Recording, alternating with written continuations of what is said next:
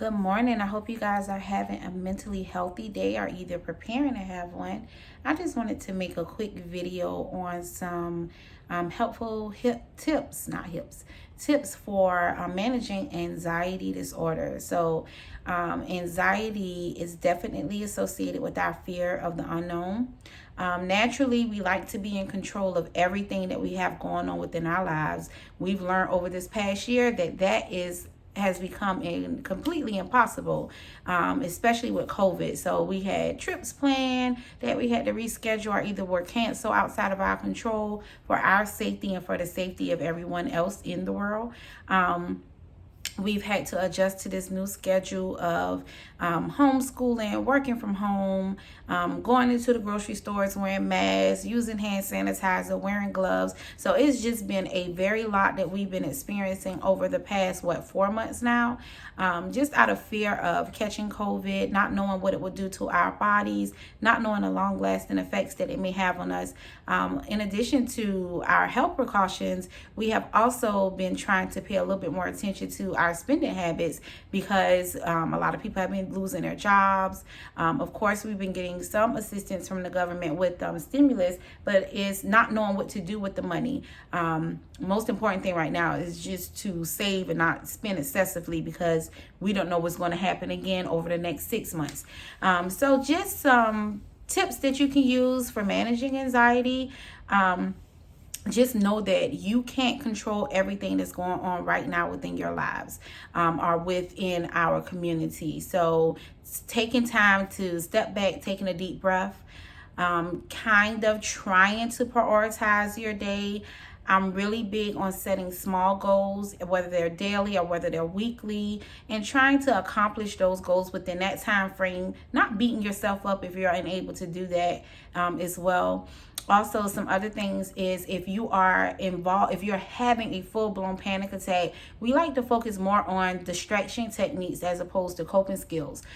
Coping skills is something that we use on a daily basis to prevent us from falling victim to symptoms of our diagnosis, whereas distraction techniques are something that you have to use within an instant. So when you're having a panic attack or when your anxiety becomes overwhelming, you definitely want to, what I like to call, trick your brain. So you want to take those deep breaths. You want to make sure that you're drinking that room temperature water, but not just drinking the water, but being intentional when you're drinking it. And when I say being intentional, that means paying attention to the flow of the water as it enters your body. When you're drinking something and when it goes through, you can kind of feel it streaming through your body. Paying attention to that is going to help you to be able to distract. I also like this thing that I use in dialectical behavioral therapy called coping using our five senses. So we know your five senses is hearing, seeing, smelling, taste, and touch. So for me, for example, whenever I become extremely anxious, I love the idea of Sour Patch Kids. Sour Patch Kids, they're sweet and sour. So, when you're eating them initially, it's sour and then they become a little bit sweet. So that's a distraction technique for me. I used to give out self-care packages with Sour Patch Kids, hot sauce in them, like a fluffy ball or something, because it helps to be able to focus on our five senses to distract, the things that are going on around us.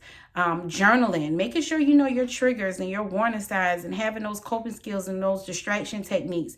Logging your anxiety. What time of day is it happening? Is it the same time throughout the day?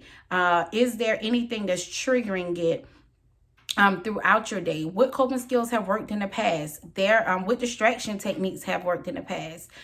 Also, talking to your therapist. If you don't have a therapist, go out and find one. Talk to your insurance companies. A lot of insurance panels have been very lenient with their customers lately. They aren't charging co-pays. They aren't charging any co-insurance or any deductibles because therapy is a preventative measure. So they want you guys to start getting the help that you need now before the problem increases and it becomes uncontrollable or unmanageable.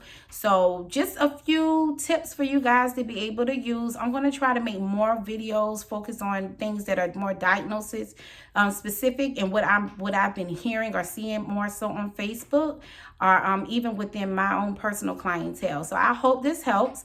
If you have any questions, you can always message me on my Nelson's Counseling and Wellness page. or if you want to schedule an appointment, you can always call 912-208-2025. You guys have a mentally healthy day. Bye-bye.